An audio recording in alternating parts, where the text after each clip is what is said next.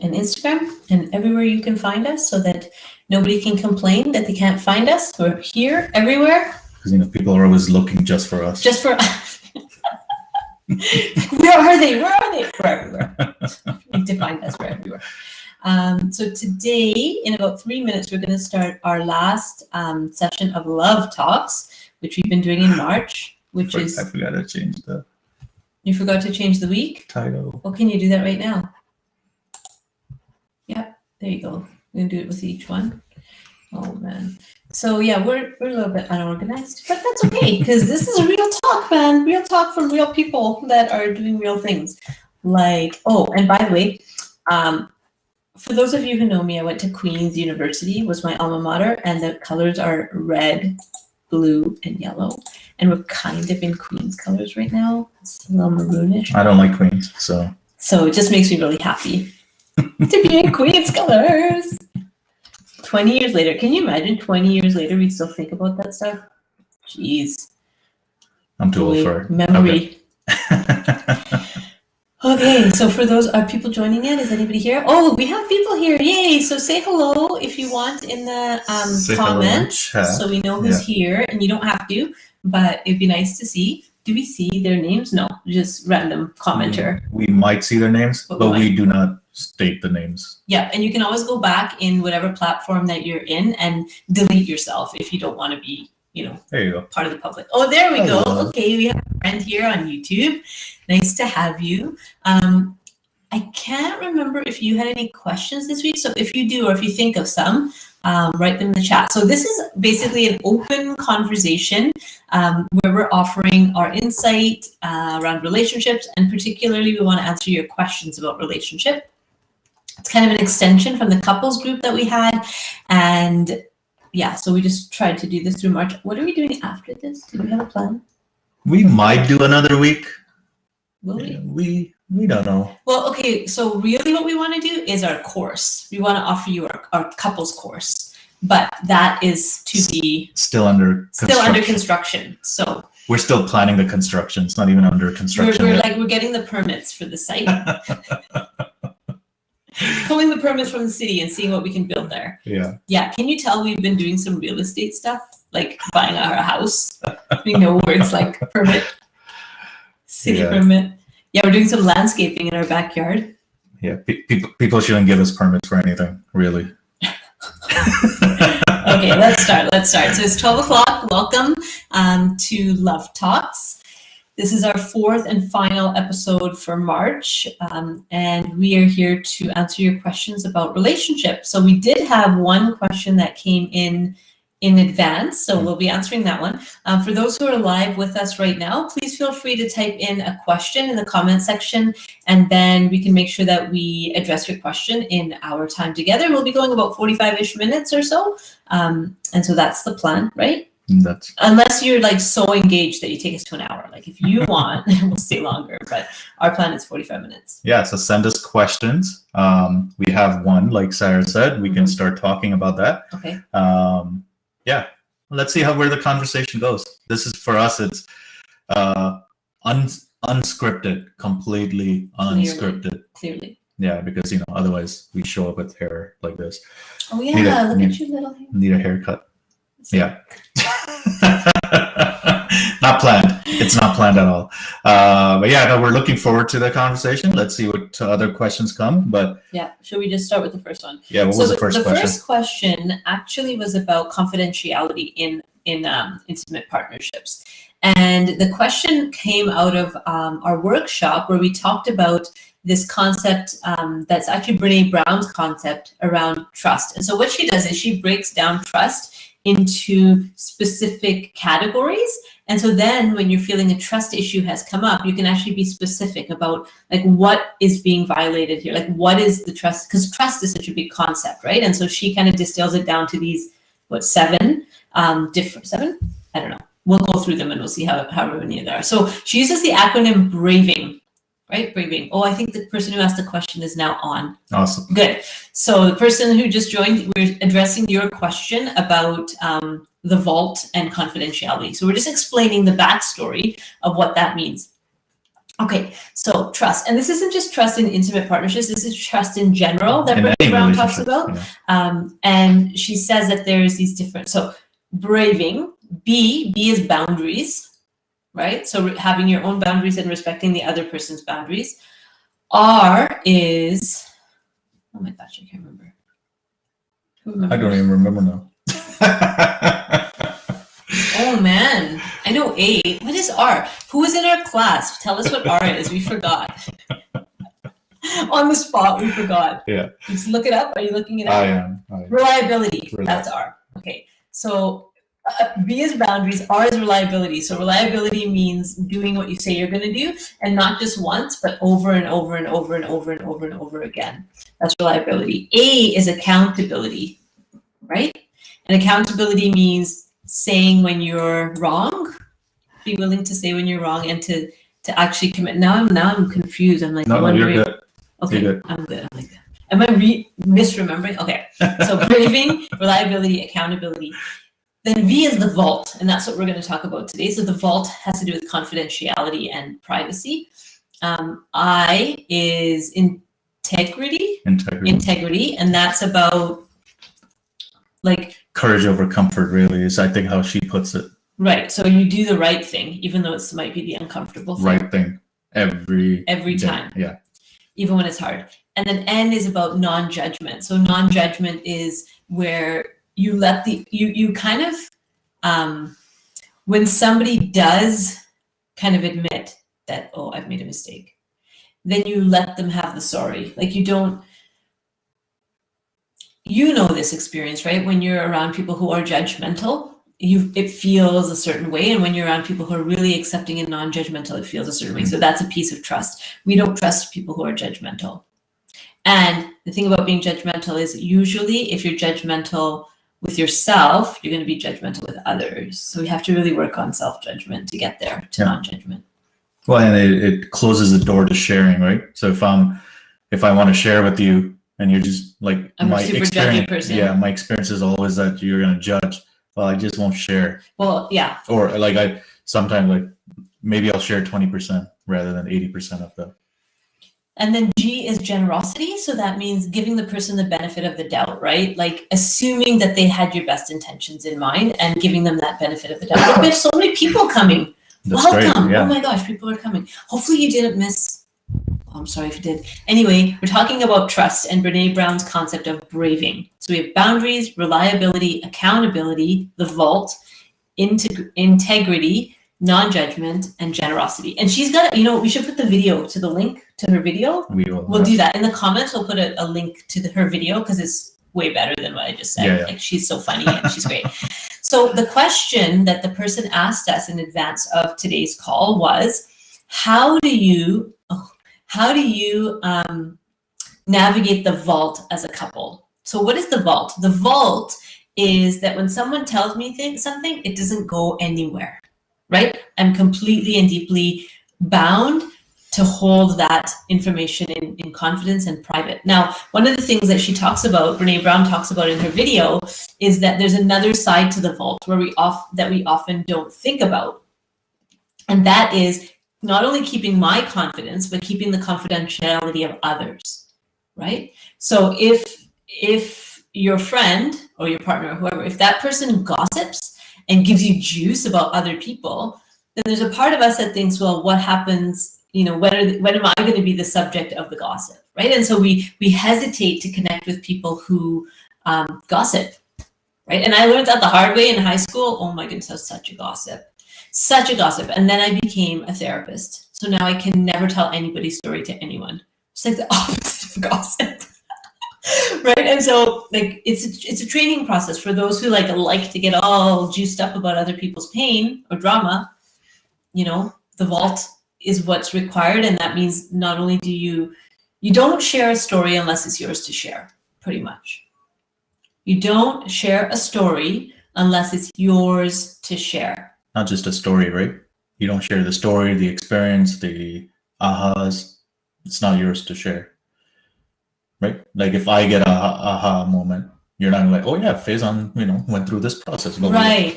Yeah. Okay. So one of the things we talk about in our groups, in our support groups, is this thing about confidentiality, right? And not just about protecting the person, right? But also protecting his story. So if Faizan and I were in a group together, or one of you and I were in a group together, and you shared something, and it was really profoundly impactful for me, and I wanted to share that with someone in my life. Say Faizan's talking about, or you are talking about your relationship with your dad, right? And you have this big breakthrough, and you're like, oh my gosh, this is. So now, what I'm going to do is I'm going to say we're talking about fatherhood, and this is what I learned. Rather than there's a person there, and he's talking about his dad, and how his dad was really this, and da da da da. So I'm protecting the story and the anonymity of the person. So in intimate partnerships, that's even more important, because in a healthy partnership, you're sharing a lot with your spouse, right? The deepest, darkest things that you probably wouldn't want to tell anyone else. What if it is yours to share and your partner's not having it? Okay, but before we get to that, let's talk about So one of the things that's really important in relationship is to kind of commit to the parameters of the vault. So let me explain what that means. That means we kind of know what's off limits to other people, right? We've made that agreement. And the way that we make that agreement is if I'm sharing something and it's really, really precious to me, and I really, for example, I had this big dream of this thing that I want to do in my career, and Faizan knows about it. Now, I don't want him to go talking to other people about that, because then I'm going to hear all sorts of things from other people, and I'm not there yet in the depth. I'm not confident enough in that dream yet to be able to share it, right? And so, though it's hard for him, right, I've asked him to keep that down, to not actually share, though it's exciting information, not to share yet. So that's one example. And you and I may be a little bit different than other couples, possibly, in that we've agreed upon, and this was an agreement that we had to come upon, that we are going to be transparent, and that means like Saira just gets on a stage and shares a story about me, just random stories, and sometimes I'm sitting in the audience like, yeah, okay, nice, and that's okay, but that's an agreement that we've come to. There are times when I share something, even in that mode, say, this is between you and me. Please don't say it. I say it. Like, this is for you and me to have a conversation about, not... And sometimes he'll even go specific and say, please don't tell your sister. Please don't tell your mom, because he knows who I want to talk about with everything, right? Is just please keep it pure. Yeah. And sometimes it's really hard, because it's something that I really do want to share. Like, Faizan wanted to become a coach, right? He had this dream of becoming a coach, and I had to hold on to that secret for like a long time, but I was so excited. But then finally, when he felt like he was ready to share it, then we told everybody. But there are things, right? There are things that I say, even my insights do not need to go anywhere. Because sometimes even when she'll feel comfortable not sharing my story, she will feel she can share my emotions, my pain. What do you mean? My insights into the pain. So an example might be, right, I come to an aha moment, and I talk to you about how I got through that process, right? Like, here is the process that I used, and here's how I got to it. There's nothing bad about sharing that, but I want to keep in mind. So we're talking about external experiences and internal experiences, both. When I say story, I'm talking about an external experience. But and when you say aha moment, you're talking about an internal. Right. Yeah. Right. So there might be internal experiences of emotions that I have had. I do not want you don't want me to say, oh, Faizan was so upset about this thing, but then he realized blah blah blah. So even though it's like, oh yeah, he was upset about it, but he moved through it, and I moved through it because I've taken this mode of, this is personal responsibility, right? This for me is everything that I go through is, okay, what are the choices am I making in experiencing that, right? But that's something that I do. That's not something that everyone has to do. But even through those experiences, I say, Saira, do not share anything. Do not share my experience. Do not share the story. Do not share I was pissed off. Do not share I got through that pissed off mode because it's because I experienced something when I was 3 years old, and it brought that experience. No. But all of it, right? Like, but there are times our agreement is we will share. Our normal agreement is we will share. So first of all, you need to get to that agreement, that first agreement. And second, every time you speak, you can say, you can ask. And I think sometimes we are scared of asking for what we need. It's like, this whole thing, this whole conversation needs to stay here. The whole conversation. Right. And for the person who's the more kind of maybe open, and I think in our relationship, in a lot of ways, I'm more like out there, right? So people know more about my life and me than you. It's hard. I'll be honest. Like, it's hard to hold a secret sometimes because I might need someone else's opinion, or I want to talk it through with someone and I don't have that. And that's really tough, but I have to suck it up and do it, right? I have to do my journaling, talk to my therapist, right? Go to those places to work it out if I need to, because otherwise it's that, oh, don't tell anybody, but that's breaking the vault, right? If you know your partner does not want you talking about this, then don't talk about it. You can talk now. Say, how do you navigate it when it's equally both people's secret? Well, then the person who wants more privacy wins. That's pretty much it. It sucks. So like moving, right? Moving our home, that was a huge decision. And Faizan was ready to talk about it, but I was not ready to even talk about that we were looking. Remember, we came down here and it's a secret, and only when I was ready did we then share. It was a secret for both of us, but he had to wait for me to get ready. Right. And so, I mean, again, see, sometimes it's like, this is my personal work. Well, your personal work, if it's impacting, if it's impacting the other person's trust in you, it's also impacting your relationship. You got to select your relationship, right? You have to, right? Like, and talk to. So now, find a therapist. You can talk to your partner and say, "I need to talk about this with somebody." If you can't talk about it with people that we know, so then I need to. I need to talk about it with somebody because I also need to process this. Right. I think that's perfectly normal, right? Or a support group that's confidential. Yeah, but you do, exactly. But you do have to. But you tell your partner, I'm going to need to talk to my therapist about this, right? So then there's that transparency that the partner, and then partners, please let them talk to a confidential professional about what they're going through. Yeah. Right? Like that's the piece where we have to have that generosity. Right. So again, it is difficult, right? It's difficult, and man, we have not been perfect in what we have shared about each other, what we may have shared about others. We haven't been perfect, but it does come to a point where you do have to respect the partner's ability to open up, and if they're not ready, you cannot force them to open up, because that will force them to close down the next conversation. That door is going to start inching closer and closer until it's fully closed, locked, bolted. Are you speaking from personal experience? That's very personal experience.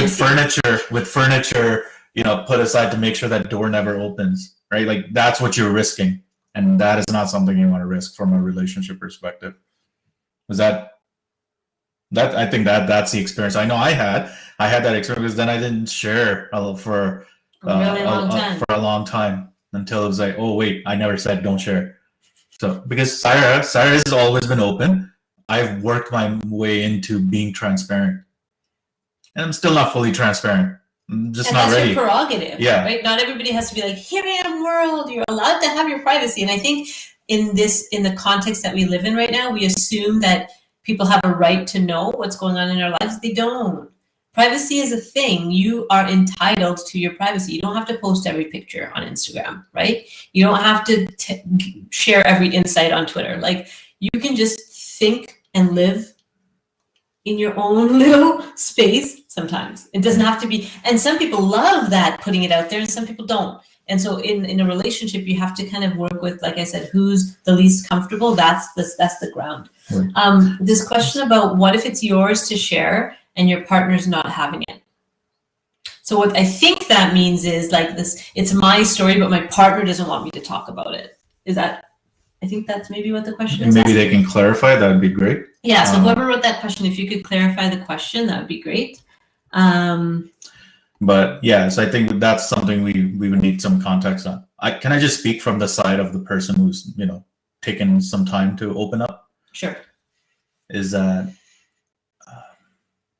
vulnerability is a thing. And it's difficult to get to that point. Obviously, I'm not saying that you have to share everything with everyone, but vulnerability is a thing. And I would ask, like, why am I embarrassed? And I keep on asking about that. Like, at least for me, why am I embarrassed to share it? If embarrassment is the to share with your partner, or to share not to share with the partner, but like if I'm asking you not to share with somebody else, why am I asking you? Oh, this is going to be embarrassing because. Well, maybe those people are just going to get on your case about it, like. Possibly. Right. So there's embarrassment. There's pressure, and then there's also I just don't want anybody else to know. And so what I'm saying, okay, if there's the embarrassment piece and there's a pressure piece, fine, right? Like deal with those how you want to. But if this is about I don't want to be known for that. I don't want to be known as an angry person. I don't want to be known as a petty person, right? Like because sometimes I'm sharing image management. Yeah, image management is what I'm doing, right? It all that piece for me comes down to am I vulnerable enough to be human, right? And so all I'm saying is just look at it. Look at it. Is it like you're trying to manage your image? Or is it just, I don't want to be pressured. I don't want to talk about it with somebody. I talked about it with my wife. I'm done. And that's cool. You can leave it at that. But if it's, I just don't want to be known as that person who is XYZ, you need to look at that, right? Like, because that means if I am not willing to be open and allow myself to be seen fully with all my flaws, that means I am not willing to see my partner either with her flaws or his flaws. Right. There's going to be a part that shuts that down as well. So that would be just my. I might have another question coming through if you scroll there. And in the meantime, while we're finding our next question, if you're watching this after the live, put hashtag replay in the comments so that we know kind of who's benefiting from this. And we're open now to a follow-up question to that one for the people who are on the call. Yeah, what if it's yours to share and your partner's not having it? I'm still not sure. Still waiting for what that means, yeah. Yeah, need a little clarity on what that's supposed to be about. So what else can we talk about? I mean, part of this is something that we briefly talked about earlier as well, is about choices that we make, right, as well. Yeah, so we have a podcast coming out on choices and, our relationship to choice and what does it mean to choose and what does it mean to be stuck and all of that. So if that, I don't even know how to ask them, like that would be useful. Well, no. We're assuming that would be useful no, to you. That was just my way of how would this fit into a choice conversation? Well, I'm choosing, like you said, I'm choosing the relationship over my need to process externally. Yeah, but that okay. So I know I said that, and now I'm going to play the other side. Is how do you? Because if I'm not able to process, and I'm going to choose, of course, our relationship over. But if I'm not able to actually process it, won't that put the relationship in more danger? Well, that's where you have to go outside of your normal, right? Now, when I can't talk about it with my usual people, now I have to use other strategies. So maybe I'm journaling. Maybe I'm letter writing to myself and my partner. You have to still work it out, but maybe not through talking to someone outside the relationship. Right. So you need other outlets. Other outlets. Maybe it means you're running every day because you're so damn pissed and you just need to get that energy out. And so you're just going on your walks. That's what Faizan used to do. I assume that's because you're like, yeah, that's my assumption. Is it true? Yeah, absolutely. It's because of you. I know the world revolves around you, so might as well let you feel that way. That's what I'm just trying to think of examples from our life. Yeah, no, I think it is important to process it, figure out a different way to process it then. And I think some of us do feel closer to our family members, to our friends, and we're kind of on the same wavelength. They know. And then our partners, you mean? No, not just Sometimes maybe that's possible, but that we can trust them to know that our family members have this relationships as the as their priority, right? So when we're talking to them and we're processing it, that they're gonna make sure the relationship is up to that the relationship is taken care of. If your problem is the problem in the relationship, then I would highly recommend that you don't keep that in the vault. Highly, highly, highly recommend that you actually tell somebody about that, because we've seen it, right? We've seen people like just suffering and suffering and suffering, and eventually they just split ways because they're nothing's changing. There's no other perspective into the relationship. So, but if you just let me quickly finish that, right? Is that yes, I trust them, but the other person again has to be like, I want a different perspective, right? I don't want the family's perspective, possibly. Okay, you're talking in like rhythm. Well, no, I'm not, because you cut me off, so that's how it works, right? So it's like I had a thought. I know your thoughts. I know have to be shared. Okay, start at the beginning. Okay, you trust your family fully to have our relationship as a priority. They're gonna support our relationship over just your feelings. But that wasn't always true. That wasn't always true, but it is true now, right? Yes. But if I don't want you to share with the family member, even though I know they have our relationship as a priority, even in them, right? Because you've built that trust, you're like, okay, I can talk to them. They're gonna support my relationship. Even at that point, like I can say no. Yes. Find somebody else. That's right. Right, and that's all I'm pointing out, is that sometimes we feel close to our family members or to our friends who are going to support our relationship, but it's still not okay. But it's still not okay to share with them if your partner doesn't want you to. Exactly. Got it. Except in the case of the problem being a relationship problem. But that would be the one exception. But why? Why not talk to somebody else? Why not? Well, I guess Why not get professional support? Yeah. Okay. So not delete what I just said. Faizan's right. Right. Like why not? They might say, we don't want to ask your brother-in-law about this, but we do need to work on it, is what I would say. Like, don't keep it in the vault, is what I mean. Make sure that you're taking it somewhere to resolve, because it won't resolve on its own, because there's only two perspectives and they're hitting heads. I get cut off too. Are you? Someone said I get cut off too. Well, is it because I see I don't know if our internet's having some issues today. No, I think they're talking about like how I cut you off. Oh. Just now. Like they're relating. That just happens once in a while, not all the time.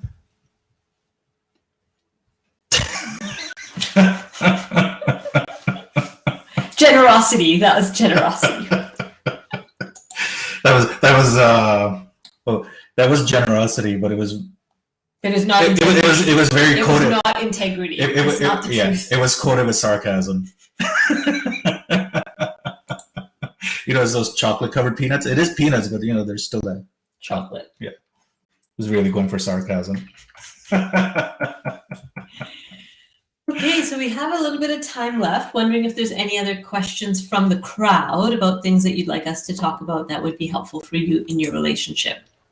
And it's more helpful if you ask us something about something that's actually going on rather than like a theoretical, right? So make it grounded in your own experience. Someone said, some of us know Saira well. Yes, you do. So you know me. It's part of the charm. It's part of the charm. Oh, is that what we're calling it now? Charm? I don't entrap my clients. No. Just you. Yeah, just me. Yeah. You get it all out of your system with me. Yeah. That's true. Yeah. I also don't tell them what to do. But that's right. Do I listen? Sometimes. Yeah. So from a relationship perspective, what's been happening with us? Because until we get a next question, let's talk about what's been occurring for us, so then we can maybe use that as a springboard teaching moment. Oh, yeah, right. Like, don't learn from us, people. I don't even know where to start with that question. Okay, so let's talk about yesterday. Let's talk about yesterday, sure. Do you want to tell the story, or should I? My body's still hurting from yesterday, and it wasn't because of something else either. Okay, let me tell you about yesterday. So we moved to this tiny little town in the middle of nowhere on a mountain, and our car needed maintenance. It happens. And so, but one of the decisions that we made for our family was to only have one car to help the environment, lots of reasons. To spend time together, because I think with what we were finding with two cars where we could go our separate ways. Right, and we were kind of missing each other, and especially where we live, we barely use the car now, right? So we just thought, okay, one car. Though we had one car before we moved, right? Just barely. Okay. It was because it was broken down. The second one. Oh yeah. That's what happened, and they're like, we can survive with one car. The second one's broken. So anyway, we have one car. So now you have to somehow drop the car for maintenance and then come home. Yeah, and it wasn't like, okay, yeah, it just needs to go in for 2 hours. And we don't know anyone here that can give us a ride yet. We have not made friends with our neighbors or anybody because of COVID-19. So we don't know people. Yeah. Right? I mean, we say hello, but not well enough to say, hey, can you give me a ride? Yeah, twice. There and back. There and back, yeah. Yeah. So then... So we dropped the car off. We have this conundrum, right? So how are we going to do this?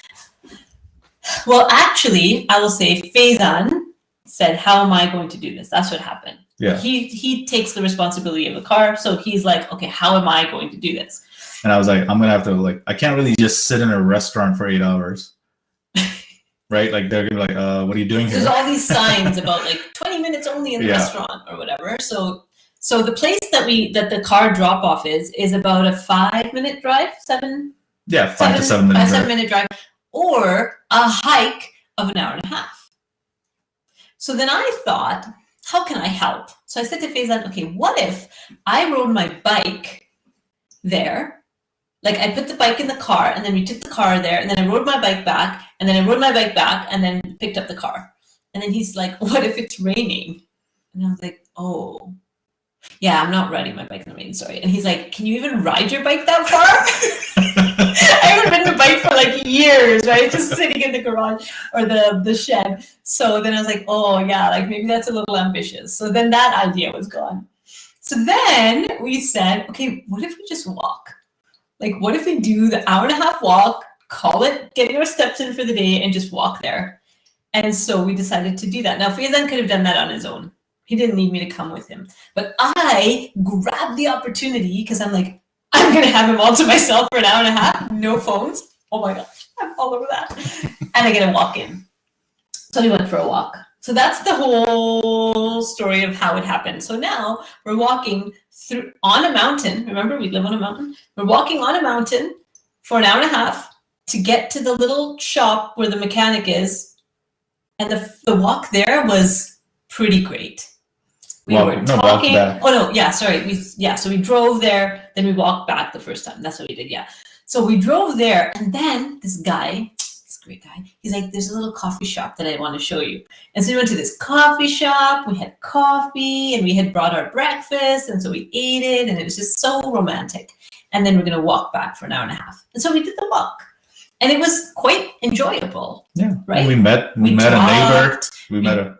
We talked philosophical things. We met somebody from this guy in our neighborhood. We talked to him for 20 minutes. Yeah, he builds planes. That was so awesome. It was so awesome. Yeah. And so it was really enjoyable. And then I had to run a group, and then we had to go pick up the car. So we have about a full 3-hour break in between. Then we have to get up and go again. And this was 8-kilometer walk each way.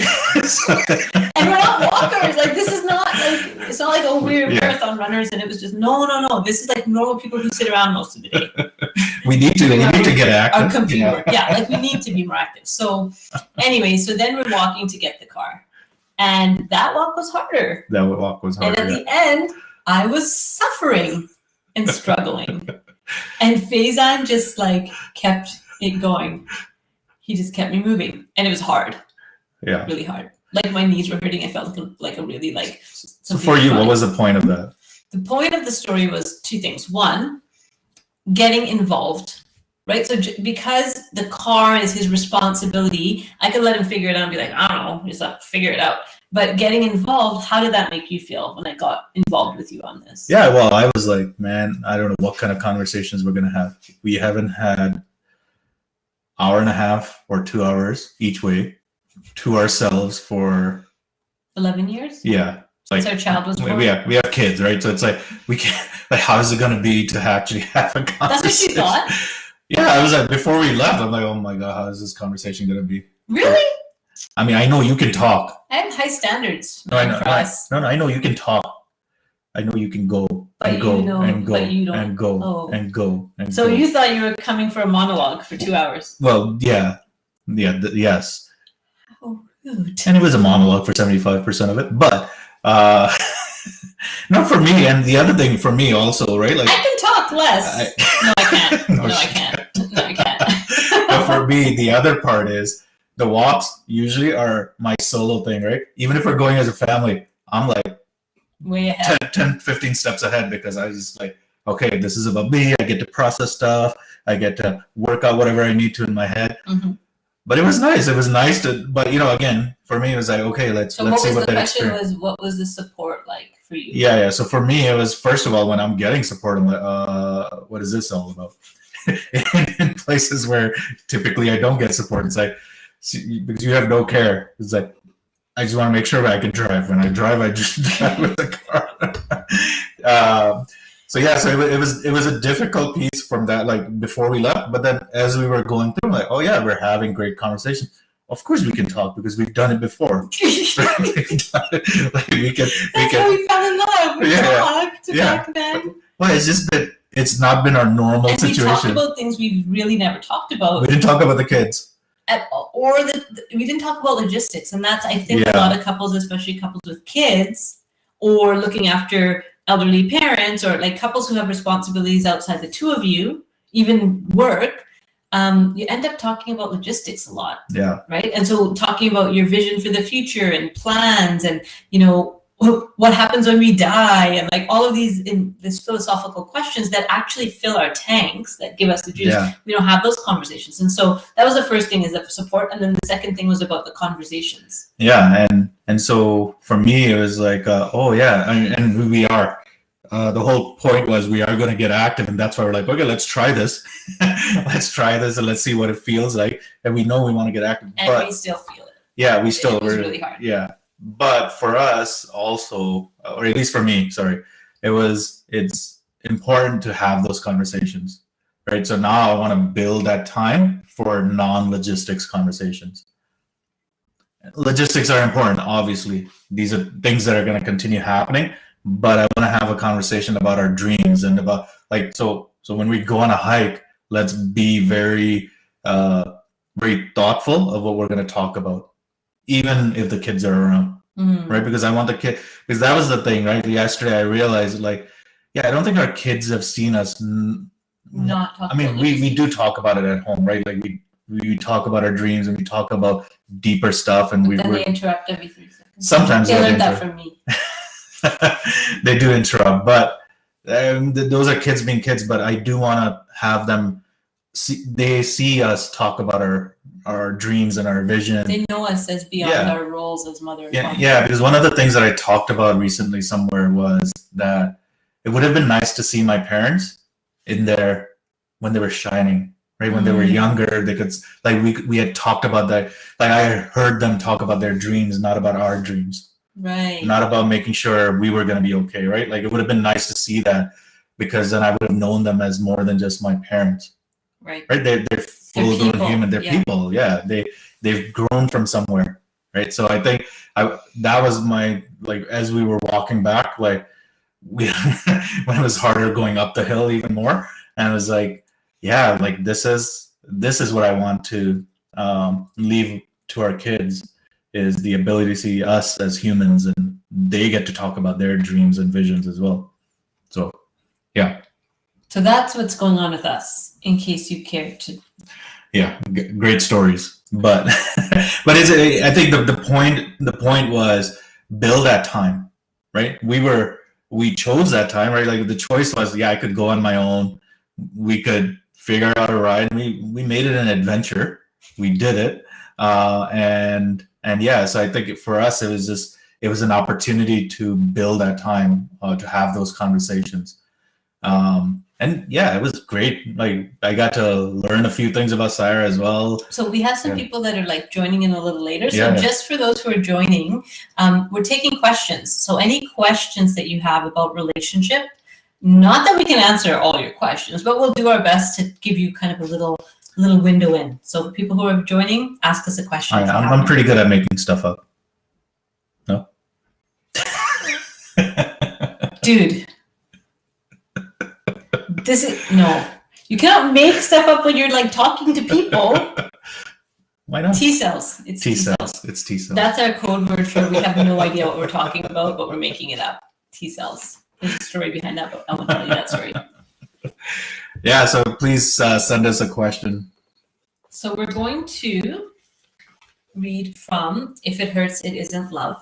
So I'm just going to read this side. Yeah, that's okay. Yeah. So we just opened a random page. Yep. Rules cover guilt. Every rule we have covers our guilt.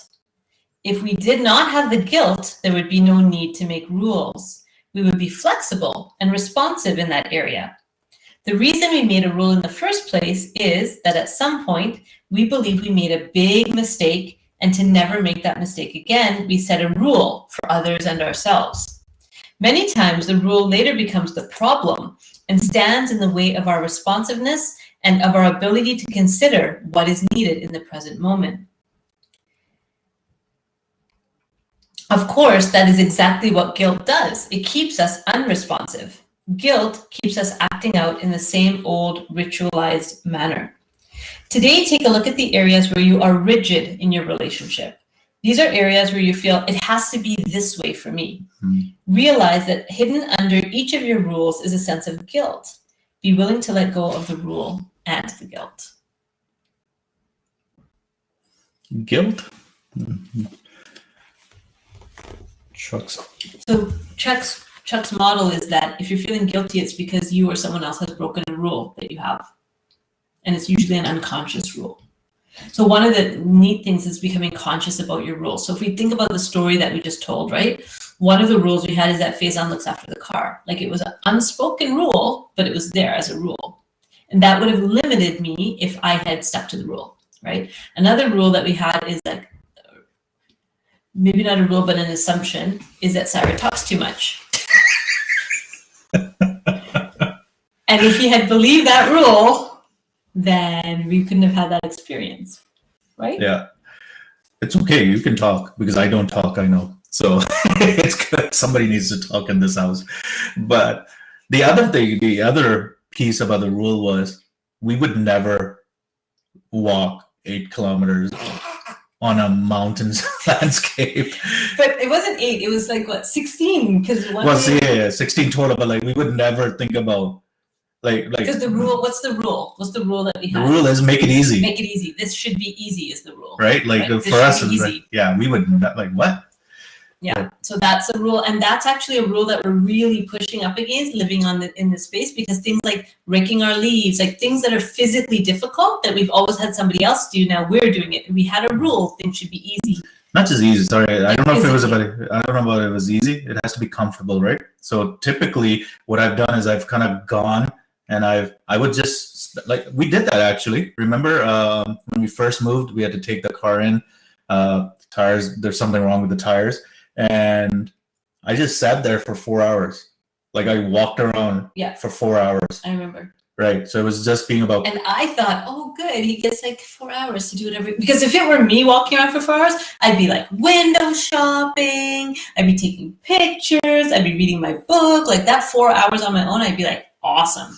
And it is good. Yeah, it was a great experience because I had time to myself to think and all of those things. So the 4 hours were good. But I didn't even consider helping you with that. No, but it was also comfortable as well, right? So it was very comfortable. I think sometimes we get stuck in the comfort zone. So even when this car was going in, we're like, oh, they had said, look, it'll take a full day. So it was going to be like an 8-hour thing. I'm not like, am I going to walk around? And I had actually given into, I'm going to figure out what to do for the next 8 hours. I'm just going to stick around. It was never in my thing to say it's not going to be comfortable to walk home and then walk back, right? Like that's just not comfortable. And if we hadn't done it, whether you were there or not, we would have missed those scenes the scenes of the lake, the mountain. We would have missed you stepping in the mud and almost drowning. Well, no, I didn't. His shoe almost drowned in the mud because we were like, let's go near the lake. So we go and then like start sinking. Saira also loves exaggerating. I love drama. Yeah. So. But I'm trying not to create it in my life. So she makes sure that I sink. Okay, another question here. Hey guys, what about love? Here, let's see. What about love specifically are we discussing? So your questions, we're answering your questions about love. So we answered a question about confidentiality within a relationship. We gave a little example about someone says in the comments, great example of resiliency in solving the car problem and getting an unexpected response. So we shared a little bit about kind of what we're going through. So we're here to talk to your questions about love. So we're only planning on being here a few more minutes. So if you do have a question, now would be the time to type it in. And then we'll answer it, and then the thing about love, right? Because sometimes like, okay, what do we like? There's no set level of topics in love that we all get to experience, right? Like it's gonna be your experience. Again, I think that story specifically was about like try things that are outside of your comfort zone, and walking 8 kilometers is not really, be a team. Be a team. Yeah, just figure it out together, right? Like it's not about one person doing something. And then hopefully that expands to other areas, right? Like we have all of these unspoken rules about, for example, who does the insurance and who creates the meals and who, right? We have all these unspoken things. And the more we're a team, the more enjoyable all of those tasks are for both of us. Yeah. All right. I think there's no more questions. Last chance. So if you haven't had a chance already, make sure you check out our podcast, subsielife.ca. We should have written that somewhere. .com. Subsielife.com.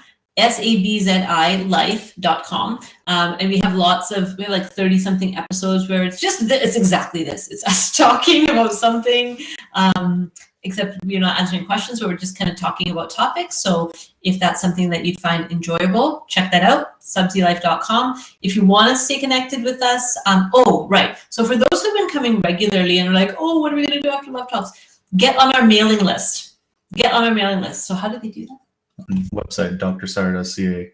I believe they can book a contact. Yes. Okay. So it's your website. I don't know. So go to drsaira.ca, go on like contact, and then say, want to be on your mailing list, and then I'll add you. So somebody said, I do, but did you guys just start? Yeah. So we've been on for about 45 minutes, but if you have a question right now, we'll take one more question. We're just answering questions about we start at noon Pacific, so we're kind of like, I guess, 40 minutes in. So if you do have a question, we're willing to stay until about 1 if there's questions. Otherwise, so divide and conquer is not always the best option.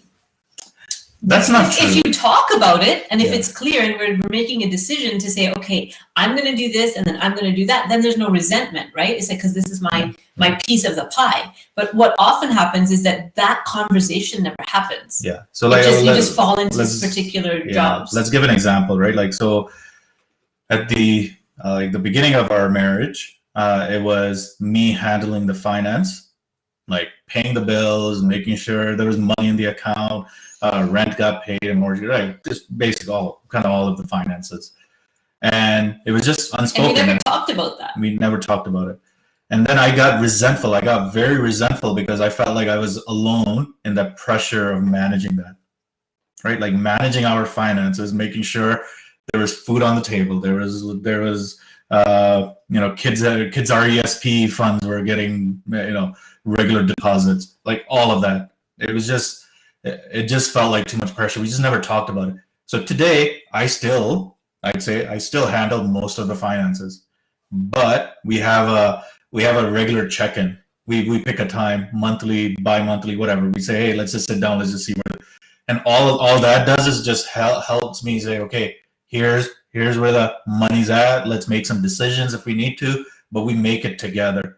Resentment he was feeling was never articulated in that way of like, I feel alone in this. It was like, why are you spending money on that? Really, do we need to buy that? No, we can't go on that trip. Like that's the conversation we had. It wasn't about, I'm feeling alone in this. Can you join me? Can you be on my team? and then it becomes like he's giving me permission. Then I get resentful. I'm like, who the hell do you think you are telling me yes and no? You're not my dad. And then we, right, then we get into it. But when we realize like, oh, wait a minute, there's something deeper. I guess the key theme for our whole thing is there's always something deeper. Go deeper. Always something deeper. Yeah. There's another question that came up to be answered. Yeah. Okay, so we'll stay on for. Let's talk about it. I think this is an important question. So the question is, maybe facing divorce over living a safe life. If you're gonna leave, I'll just leave it at that. Yeah. So they're saying if we're gonna. No. So we'll stay on for that talk. question. Yeah. Maybe facing divorce over living a safe life. Ooh, yeah. And again, I think for us, I mean, I'm not suggesting that there was abuse in that question or talk of abuse. Obviously, if there's abuse, please get help. Get help, find safety, right? Because you cannot address anything until if you're terrified. Yeah, if you're terrified until you feel safe, right? So first of all, safety is important. And I think I know when we talk about love and relationships, sometimes obviously we have a bias. We want to make sure relationships survive, right? That's our bias. That's a bias we're coming with. So. And there are times when separation and leaving a marriage or a relationship is better than staying, right? Would you say when your parents divorced? Oh, thank God. Right? Right. And it hurt you as a child, obviously. Like they were hurt, that there was trauma. But now when you look back, you're like, yeah, like it was just better for both of them. I wish I hadn't got married in the first place, but then I wouldn't be here. So right. Then, Yeah, but some people are so incompatible. Right, but when you talk about a safe, like, okay, if you're, be happy to, so the person who's asking the question, any more details you have to give us, that would be super helpful. You don't have to go, you don't have to talk about the story, but like talk about what that safe life, but because I think let's talk about the triangle. Yeah. Okay, so in one of our other videos, there's lots of videos that we've done on training, so you can find them on YouTube. One of them is called Love Under Lockdown, where we explain the relationship triangle. And this is Chuck Spezzano's relationship triangle, and he talks about different stages and phases of relationship. Now, one of those stages and phases is what is called the dead zone. And that's a space where things feel really safe, but really boring. Nothing's happening. You're not connecting. You're not interested really in this person. It just feels kind of blah. Now, when Faizan and I learned about that, that's actually like, it took our marriage to the next level because we didn't know that was normal. This boredom, we didn't know that was a normal thing in a relationship. We're like, oh my gosh, where's the passion? Where's the, like, I've fallen out of love with you. And it wasn't that. It was that we were entering into this next phase, which is called the dead zone. Right. Okay, so I'm just going to read the question. Moved from Chicago to Phoenix. During that winter, fell in love. Okay, so what I'm getting is that you fell in love young. That's, I think, what you're trying to say from your message, that we fell in love young, and then maybe got married young, and so now we're kind of growing maybe in different directions, and so what's the next step? Now, we can't tell you what your next step is without like sitting down and getting to know you and seeing all the pieces, right? So we're not giving any sort of advice of yes, do, or no, don't. I just want to talk to you about the philosophy and the theory behind this. So in the dead zone, what's required is 100% commitment from each person, right? Because what we talk about is 50-50, right? We talk about we're in at 50-50, but that doesn't work. I have to be in 100% and he has to be in 100%. And that's what makes marriage, long-term, loving, connected, monogamous relationships work. So when you're in commitment, when you're in the dead zone, what's required to get through the dead zone is full commitment. And then once you make that full commitment, both feet in, one of two things will happen. And I've seen this with dozens and dozens and dozens of people. And Chuck Spezzano, whose model it is, has seen this with thousands of people. Okay. Once one person fully commits, both feet in, one of two things will happen. Either you'll go to the next level of intimacy, passion, connection, and teamwork, or you'll both mutually see how this relationship is no longer serving you and you'll part ways with very little drama. One of those two things is going to happen. And sometimes because of the fear of either more intimacy or the fear of that, we don't actually fully commit. Right. Yeah. So I think, and you know, like past relationships, so the way the questions is being asked, so I know some of us can't possibly see the questions if they're watching live, it's on different platforms, is that I believe this person is dealing with rejection and went into another relationship. So like a rebound, maybe. A rebound, but like, or just clinging, right? Just make sure that you have, and some of us, I know I've gone through this, assuming you have as well, is that when one relationship doesn't work out, you feel like you're drowning. Mm-hmm. Right, like it's like your world is ending. Like that's what it feels like, at least in the body. Is that an experience? Like, well, that you can talk what about? happens when our primary relation, when our intimate love relationship is not working, it feels like life sucks. Because, and I think we talked about this last time about attachment, right? So for those who are watching, if you don't know about attachment, that's a really important concept for you to understand when looking at relationship dynamics. So basically what it is this. When you're a baby, for your survival, you need to form attachment bonds. You need to bond with specifically your mother, but also other adults in the home. If you don't get what you need as a baby, then we develop these different types of attachments that get our needs met. Mm.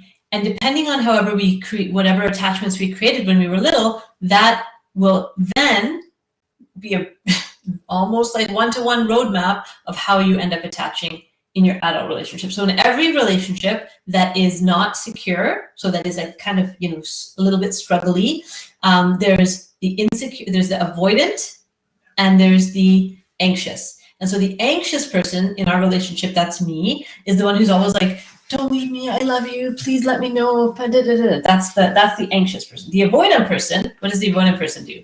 It's like, give me some space, get away, why are you on me all the time? Sometimes we switch roles, but generally that's the role, right? And so as we grow and as we learn and take accountability, right? And say like, okay, this is me, like you're gonna do what you're gonna do, but how I respond to you is my responsibility. Then, we can turn back towards each other and we don't do this dance as much.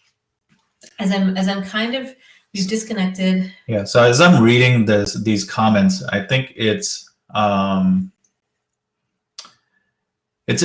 first of all, have compassion with yourself, right? Whoever this person is that's writing this, mm-hmm. Have compassion with yourself. One, that you at least had the courage to do the observations that you've done so far. Is that, hey, I don't feel connected. Right, I feel like my in this case that they're talking about abuse and the upbringing, right, and then having a heartbreak, so that has stopped you from connecting. Forget whether this particular relationship with your wife lasts or not. Forget all of that for now. It's that is stopping you from connecting to yourself. Forget another person, right? Like so I think that observation is key. So have that compassion to say, yeah, you know what? Okay, that is what's stopping me. And the next step is going to get help. Whether that help is grabbing a book, whether that help is writing in a journal, seeing a therapist, seeing somebody, whatever you need, attending support groups, whatever it might be that you need, finding that support is okay. What do I need to do to get connected to myself? Right? Like, I think that's a big key here. It's like sometimes we go into relationships trying to connect with the other person and then still finding that I'm lonely, mm-hmm. or I don't feel connected. Mm-hmm. And it's like, but I married somebody, like I'm married now. Like I should have that void filled, and nobody can fill that void but myself here, right? Yeah. I can only fill that void. And this is tough. This is, I think this is the, So it's good that you're looking for a therapist. That's absolutely critical, right? Because, and what the thing about therapy when you're talking about relationships is both people don't even necessarily need to show up. So the work I do, for example, and others in my practice, is that we just work with the one person, whoever's the most willing to change, the most willing to move forward, whoever that is. And then as you start changing, the dynamic starts to change. And I've been there. That person was saying, yeah, your heart froze in time at 20. For me, it wasn't 20, but yeah, I get it.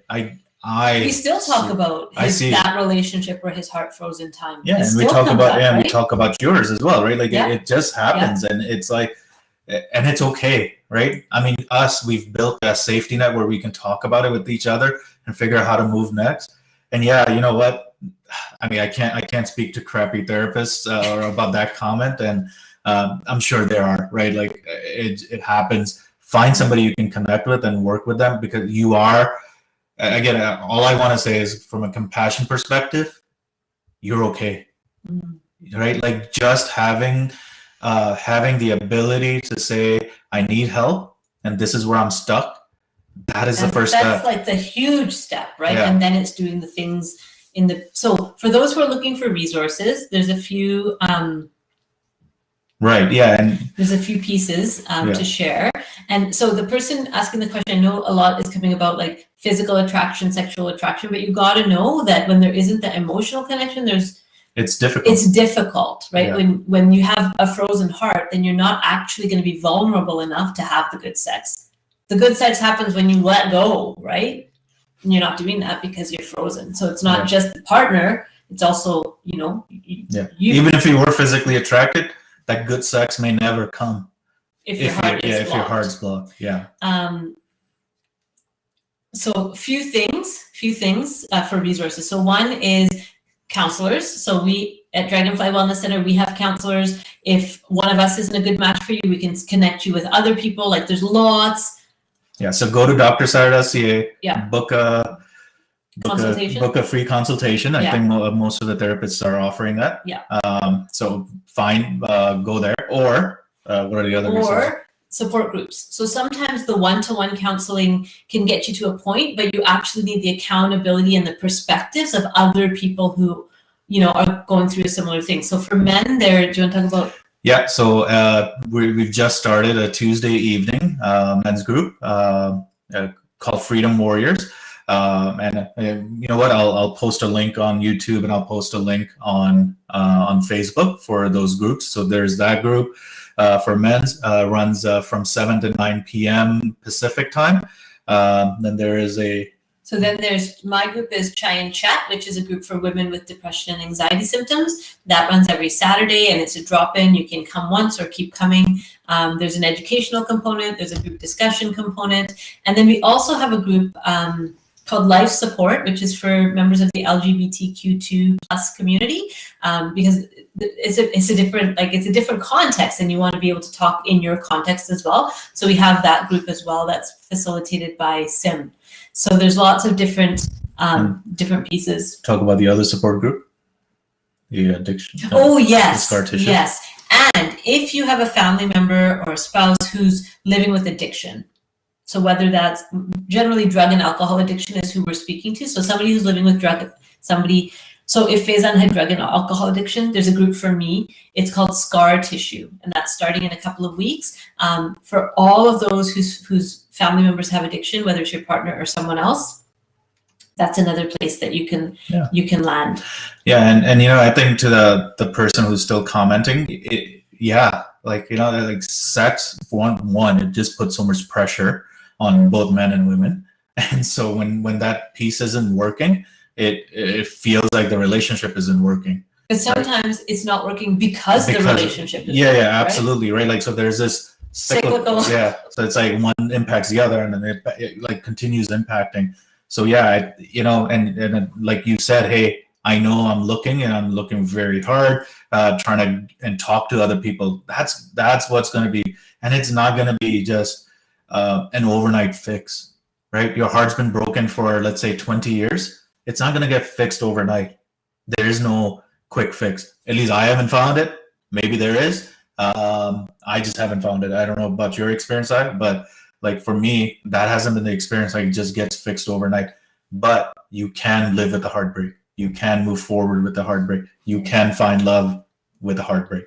It's possible, right? We were talking about that the other day. Like who was your, what did we say? Your love of your life. The love of Who your was life. The love of your life? And it wasn't each other. Yeah. No. And it's someone else. But that wasn't the person that I wanted to build a life with. Yeah. Right?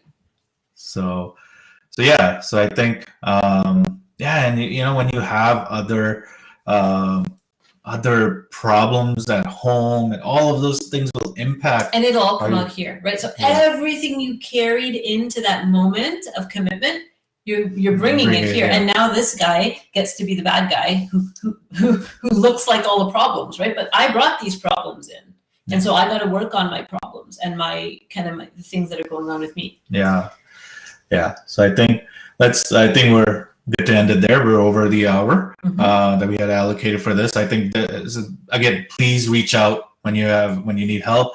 I will post kind of the links to the men's groups and all of those things onto the YouTube. And you don't have to work with us. No, anybody. Yeah, just you know, and one of the ways to get a good therapist is get a referral. So if somebody you know has a therapist that they really like, likely that'll be a good therapist. So that's a great way to find the person that'll fit for you.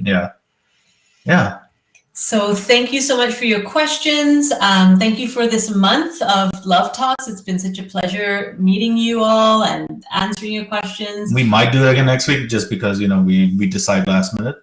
These days, we just say, yeah, let's do it. We might be here. We might not. Yeah. But if you do want to stay in touch with us, if you do want to be connected to us, then please reach out to me and ask to be on our mailing list. Yeah. That's the way to do it. And to everyone that commented, asked questions throughout the 4 weeks, today, the last 3 weeks, first of all, thank you. Thanks for being vulnerable to share.